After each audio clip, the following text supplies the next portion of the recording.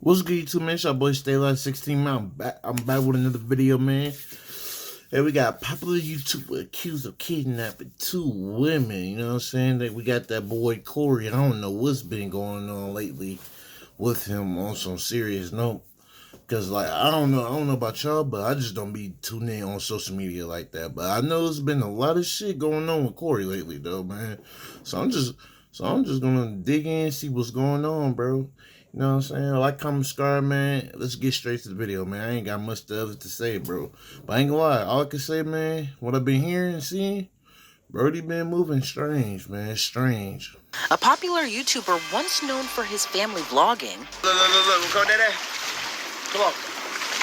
And it's like, how do you fuck this up, too, bro? Like, I just don't understand the thing with cheating, man. If you're gonna cheat, bro, just get out the relationship. I just don't get it, man. You already got a good girl, my nigga, and 2 beautiful children. Like, and then, like, you already popular on YouTube and shit. Like, you already got life set, and then you fuck it up. Like, man, that shit crazy. That shit crazy to me. That shit bogus.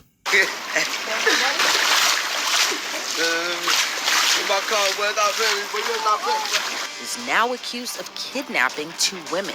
But the story doesn't end there. Authorities say the Texas-based content creator fled the United States by booking a one-way ticket and hopping on a nearly 20-hour flight all That nigga pulled the dirt? He tried to pull the dirt? What the fuck? the way to the Middle East. So how What? So he's out of the U.S. right now, bro? What the hell? did a man with millions of social media followers end up charged with aggravated kidnapping? Well, it all began on November 22nd. That's when a woman exchanged numbers with 26-year-old Corey Pritchett Jr. The woman told authorities the following day she and another woman met up with Pritchett. They did some pretty harmless activities like working out, ATV riding, then bowling. But it was at the bowling alley where things took an intense turn. While there, the 2 women felt like something was off when Pritchett and his 2 friends started acting strange. The women told police they were repeatedly looking around, seemed on edge, and were acting suspicious. The unnamed women told police they learned Pritchett and his friends were having issues with another group that was there at the bowling alley. So they reportedly told Pritchett if he continued acting that way, he should just leave with his friends. Pritchett in turn stepped out with his friends, but never returned, leaving the women behind.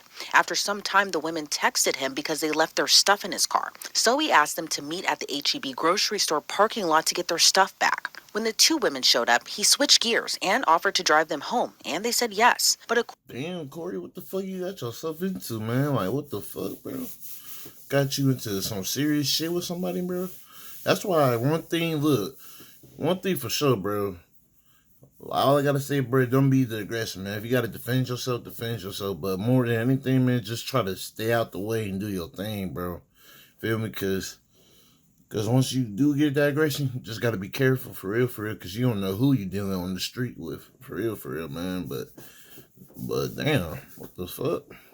according to the women, Pritchett flipped the script once again. During that drive, he reportedly began acting erratically and skipped what was supposed to be the route to drop them off. The women say Pritchett claimed someone was after him and started making phone calls. Then Pritchett began driving at high speeds, going past 100 miles per hour. The women claim he pulled out a gold-colored handgun and started waving it around the sunroof while still driving erratically fast, then began firing off rounds out of the car window. One of the women reportedly told Pritchett to take her back to her apartment and try to calm him down by asking him to pray with them. But he still continued driving crazy fast down the I-10 highway. Pritchett then made a video call to a woman reportedly saved in his phone under future wife. He asked the woman on the call, "If I had the perfect opportunity and was in the middle of nowhere where no one could hear them scream, should I just go ahead and do it?" And the woman on the line reportedly responded, "Yes." What the fuck? What the fuck is this nigga into, bro? The women in Pritchett's car, though, they were seemingly in fear of their lives. The women told police that Pritchett told them, "I'm gonna F y'all and then kill y'all." By this point, the women said they were texting one another during all of this. But authorities say Pritchett then started pointing the gun at them and took their phones away so they couldn't communicate with each other. According to police, Pritchett then pulled off. Nah, bro, this shit is crazy, bro. I did not expect to be hearing this, bro. With like, I mean, anything could happen. It's just like, I don't know, bro. It's just crazy because it's just like you just see this YouTuber making family channels. You know what I'm saying? His whole family, his kids and shit. Then this nigga on this type of timing, like it's like, what the fuck changed, bro? Like, It's like, dude, how you get rich and shit, but now you want to be on this type of timing, but you wasn't on that time of timing when you broke, bro. Like, what? Like, I'm telling you, bro, niggas just losing their minds nowadays. I just don't know what it is. I don't know if it's the air, the water. I don't know what it is, but shit. The highway onto the shoulder of I-10 near Sealy, Texas. Seemingly with a change of heart, he told the women to get out of his car, telling them this is your only opportunity. One of the women said she tried to get her phone back, but wasn't able to. Then Pritchett drove off, leaving them stranded on the side of the road at night. The women told police they spent more than an hour along the side of the highway before they were able to flag down a driver who called 911. But clues pieced together by investigators would help corroborate their story. One of the women had the Life 360 app on her phone, and screenshots, which included timestamps and the route they took, supported the victim's story of what happened. Pritchett was ID'd through his driver's license and social media pages. But when investigators reached out to him, his phone was no longer in service. Instead, they found out through TikTok that he was planning to move to Dubai. I moved to Dubai. For people that's wondering. Feels so good out here. My kids, listen. So I'm having more kids, right? With my future wife, for sure. And Aiden. My kids are gonna be homeschooled, bro. Who's this future wife, bro? Nigga, like, nigga, you into a cartel woman or some shit? Like, what the fuck going on, bro? Like, it's getting real wicked in the United States. A lot of y'all not paying attention because a lot of y'all sleep, and the news outlets are not speaking on a lot of that's going on there. It's gonna get real over there. Y'all might think I'm lying. Y'all might think I'm just talking. Y'all seen it, other people probably saying it. But you know, people don't believe until the shit hit the fan. That's one thing I noticed about most people in the United States. They want to party, live life, until it hit the fan. When it hit the fan, then everybody like, oh, they want to scatter. No. But according to the FBI, they confirmed Pritchett bought a one-way ticket to Qatar on December 9th. A little more than 2 weeks later. You ain't lying about the United States, though. You ain't lying, bro. Like, that's what I be saying, bro. People try to be moving over here. It's like, bro, it's not all that. Like, they think this is going to be American dream. Like, nah, bro. Like, nah, it's not going to. Later, after buying that one-way plane ticket, Pritchett was officially charged on December 26 with one count of aggravated kidnapping. I want to give a huge thanks to you, our viewers, and our amazing sponsors like Upside. Upside is a super cool and free app that gets you cash back on daily essentials like gas, groceries, and restaurants. But that nigga talking all that shit, bro. You just saying all that shit because you trying to get the fuck on, nigga. You like, shut your ass up, nigga. Like, what the fuck, nigga? You ain't saying that for the people for real, nigga. You always trying to get the fuck on because you did some dumb shit. Whether it's a nice restaurant or a quick grab-and-go meal, I can use Upside for both. And guess what? I can use Upside. Hey, bro, I don't know what she talking about, but we not here for that. And get paid. Your favorite kidnapping every gallon on your first tank of gas. Again, that's promo code LC News for an extra 25 cents back on your first gallon of gas. But despite being charged with aggravated kidnapping, Pritchett still continues to post on social media. On January 4th, he posted an article from Houston news station KPRC, along with the caption, "Letter to the internet, it's finna be a ball. Let the show begin, hashtag Houston, Texas. Let me show you how to take monsters down the hashtag smooth way. You see it says accused, right? Don't worry, LOL. I'm finna give you the details on here and in the court of law. They gonna regret effing with me like I'm just some goofy or some. Oh, and I got the best lawyer in Houston." A day later, he posted a video with the victims as they were ATV riding. That video was captioned, I never say shit. You ain't gonna see no kids no more, my nigga. Ain't lying to you. And I think he was trying to do some shit to Carmen too, like not like physically, but like try to get the kids or some shit like that. That shit ain't finna happen no more.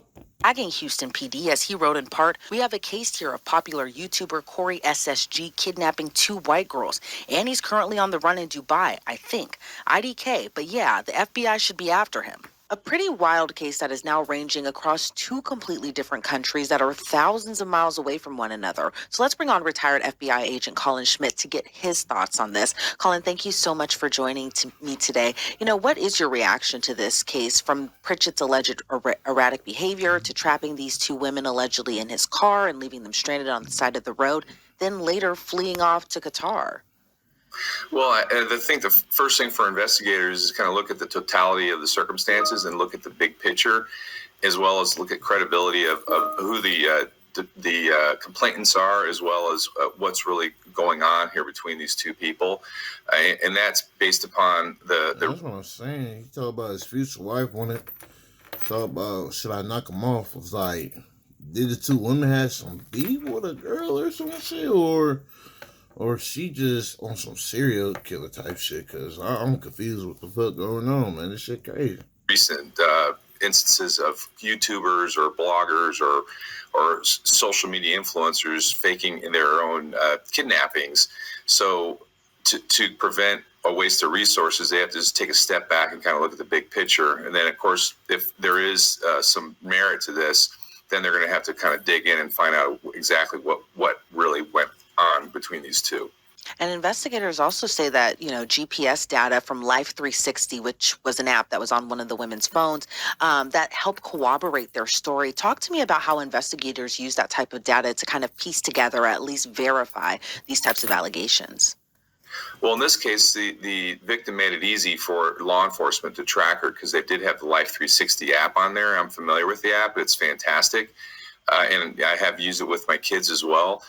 So if that wasn't on there, the first step with all these cases, and even if it's a bank robbery or a fraud case, is going to be the phones, and to look in to see if there's any GPS data, tracking data in that phone to find out and to corroborate what the victim is saying that the assailant did. Yeah, and it's also, unclear right now, but from what we do know now, do you think the erratic behavior on Pritchett's behalf might have been someone actually after him, as he had told these women allegedly, or do you think there's another reason, possibly like drugs, that kind of made him act erratically during this whole incident?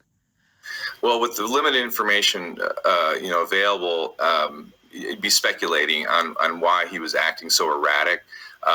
So when somebody's acting erratic, there's a catalyst or some sort of antecedent that make them do that. So either it's something internal or external, and that's one thing that's going to come out, so to speak, in the wash as the investigators do their investigation and start talking to people and find out why he was behaving in such an odd manner. And then the fact that he fled to Qatar, which is kind of an unusual country to go to, because of it. I doubt he speaks Arabic. Does Man, expensive as hell over there too, man. I ain't gonna lie, bro. he have some sort of connection to that country? Yeah, and I was also, going to ask you what your thoughts are on him fleeing to Qatar. What all goes into extraditing a kidnapping suspect? And in your opinion, how long do you think it'll take before he's actually back in the United States? Well, first thing is, if we have extradition with Qatar, I'm not aware whether we do or don't for that particular crime, because extradition is crime specific. Some crimes are extraditable, some aren't. And then the extradition process is generally very long and takes at least a year to 2 years. Generally, what the authorities do is they just have the country expel or deport the person that's there. It's a much faster process. Unless the person has some sort of citizenship with that country. And I doubt this gentleman has any citizenship with Qatar. And do you think that trip was planned this whole time, or do you think he kind of did it as an escape to escape those now criminal charges that he's facing? Because I can't imagine, leaving your children behind to go start a new life in a completely different country and just, leave them behind in Texas. Well, if he was going to Mexico, I would say there wasn't a lot of thought put into it, because obviously it's just right over the border. But to take an international flight, you'd have to fly through an international hub, whether it be Houston or Los Angeles or New York, and then make a couple of connections to get to Qatar. So, and then, of course, the flight itself is pretty expensive, and then there is going to be some scrutiny on him on when he lands through the authorities there in Qatar. So there had to be some sort of Intuit is invested in our future because they're coming out. There had to be some sort of planning to go into it, because, like I said, he's just not driving his car over the border going down to Mexicali. He's going to a foreign country, and it's approximately an 18-hour flight. And booking that one-way ticket as well too. I can't even imagine kind of going back to this alleged crime as well. Can't imagine what it was like for these two women who were stranded on that highway until they were able to flag down a driver who eventually called 911, and then authorities arrived as well too. But kind of going back to the overall alleged offense in this case, what do you kind of make of just leaving two women stranded on a highway, and then just again fleeing off to a completely different country? Well, that tells me that there wasn't much thought put into this. It sounds more like this was an impulse crime. He was reacting to some sort of something maybe the women had done to him, or vice versa. And this was reaction, and he didn't think it through. And then I think finally it kind of dawned on him that what he had done is basically going to land him in jail. And he essentially panicked, kicked him out or put him on the side of the road, and then obviously left the country. So he's definitely has a lot going on inside his head, and this case is only going to probably get stranger as the investigators dig in. Yeah, and you mentioned something earlier in our discussion, just about his whole social media persona, which is kind of another added layer to this whole entire story. Pritchett has millions of followers across different social media platforms, but then you tack on this alleged behavior and this alleged or this crime as well too. What do you make of all of that, given that he was this kind of apparent rise on social media, and then he got kind of famous as well too, doing family content, and then for this to kind of come out? What do you make of just kind of that Jekyll and Hyde? No, it's just strange. It's honestly strange. I don't know what's going through Buddy head for real, because it's just like I said earlier, beginning the video, just seeing Corey, because you know what I'm saying, like I ain't finna sit here act like I was a big fan, but I've seen Corey and Carmen a few times, a few videos and shit, because I think they was cool with Chris and Queen, right? If I'm pretty sure, yeah. So seen a couple vids, but it's just like seeing that, then here, it's just like how are you put in this situation? It's just, I don't know. It's like, nigga, like you literally made it, bro. Like, oh, bro, that shit, I don't know, bro. That shit, like, what the fuck? It's like, what the hell? Like, Situation that we're kind of seeing all unfold. what?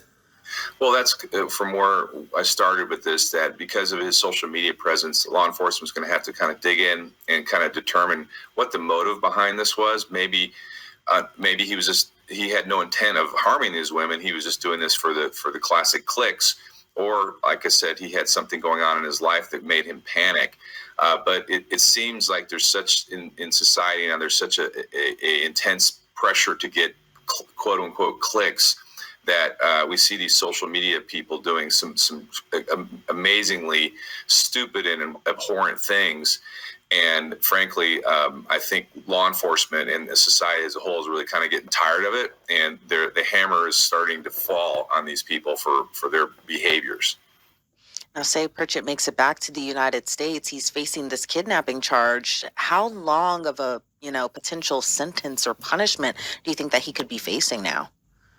Well, if the federal authorities get involved, I believe you could get up to life in prison for kidnapping. So depending on the circumstances and if it's provable, in this case, he didn't take the victims over state lines. So there's an argument that it's not. Damn, life is crazy. I didn't know that. I ain't gonna lie to you.